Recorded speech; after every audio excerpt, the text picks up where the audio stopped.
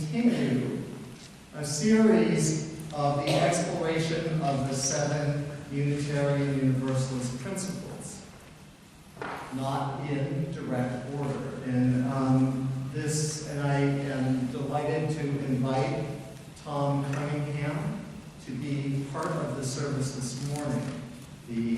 Over the last summer, the members of our choir did a service where different choir members reflected on different principles. So I've expanded that from 1 service into 7 this year. So today we are reflecting on our 6th Unitarian Universalist principle. We covenant to affirm and promote world community with peace, liberty, and justice for all. And I begin with a short reading from Henry Steele Commager called A Declaration of Interdependence.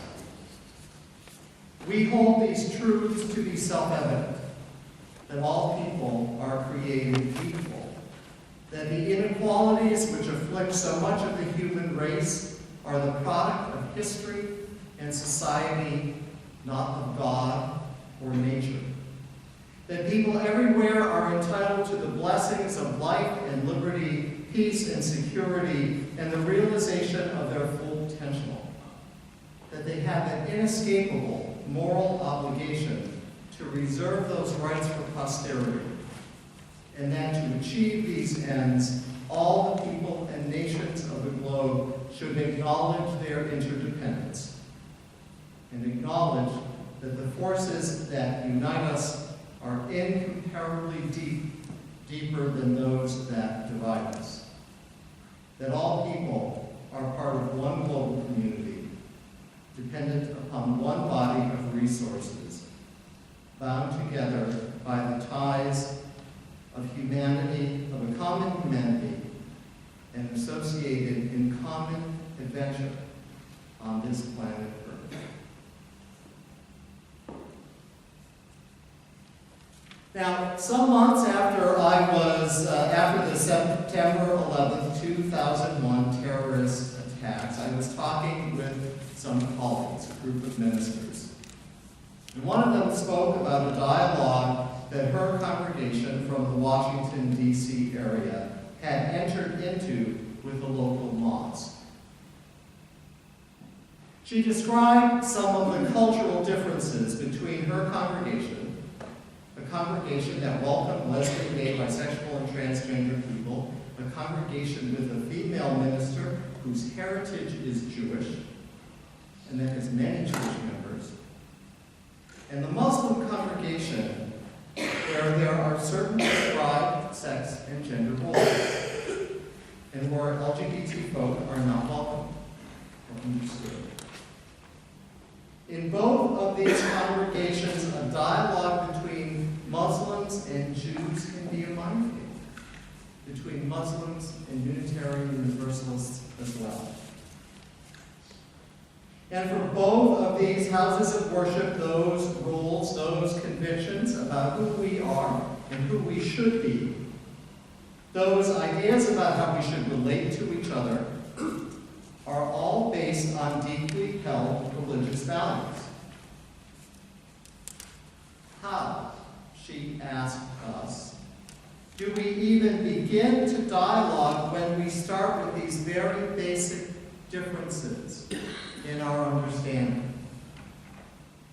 How do we talk to each other? How do we build relationships with each other without setting up some inequality or condescension? How do we enter into a true dialogue without projecting our own beliefs or feeling that we are right or superior or that we are more enlightened than people who have other views? As I mentioned earlier, in our 6th Unitarian Universalist principle, we covenant to affirm and promote the goal of world community with peace, liberty, and justice for all. These are very nice sounding words. And we are committed to them. But we must also realize that the practice of this principle, like the others, is not as easy as it might appear. Though we are a creedless religious movement, our principles call us to a life practice that is rigorous and transformative for ourselves, our communities, and our world. You know, we sit here this morning, a group of individuals trying to forge a church community, and we know that we represent many different perspectives on religious, cultural, and political issues. Even those of us from a white European background, raised with similar religious and cultural values, don't always agree on very much. And I have to ask this morning, as we struggle sometimes to build beloved community in this Unitarian Universalist congregation, I have to ask, how do we expect to build a more global community where some of the differences between people are far more profound? Now, I know that many of us have come a long way to shed some of the prejudices that we were raised with or that we picked up along the way. And even though we've been able to expand our consciousness and the boundaries of our worldview, there is still within each of us a human element that relishes the feeling of closeness and connection when we encounter people who think, feel as we do, or with whom we share a similar heritage. That's only natural. Here's a recent story that illustrates this. I was at a party not too long ago. I met a woman. As we got to talking, we realized that our grandparents were born in the same little village in Portugal. Now, whether or not she and I ever see each other again, there is a bond that was formed over that conversation that will help us to remember each other far longer than if we had not had that connection, that experience. It's one of the great paradoxes of what it means for us to be alive in today's world. We must, on the one hand, be open to the great and glorious diversity of the human family, yet at the same time find the things that unite us, that nurture us, that give us strength as a community. And I deeply believe that when we take the time to look beyond the barriers that we initially see, we can find some common ground on which to stand.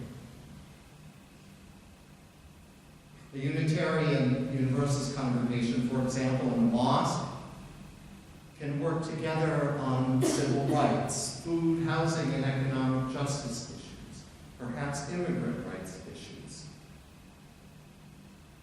At the same time, as people work together and get to know each other a bit better, we may learn to have some respect for the deeply held beliefs which inform each other's lives. The peace, liberty, and justice that we seek, that I seek, begins with my opening my heart and being fully present in every encounter with other people. Every one of us carries with us the truth of our own experience. We practice attentive listening to each other's story, to each other's truth, knowing that your truth does not diminish my own or mine yours. We cannot think of peace only as serenity or the avoidance of conflict. We cannot think of liberty as a quest for personal freedom at the expense of the common good. We cannot think of justice only as what is just or right for me and my tribe. This principle binds us together in a spirit of kinship that is often lacking in our society. We are often left with moral dilemmas, like the one told in the story.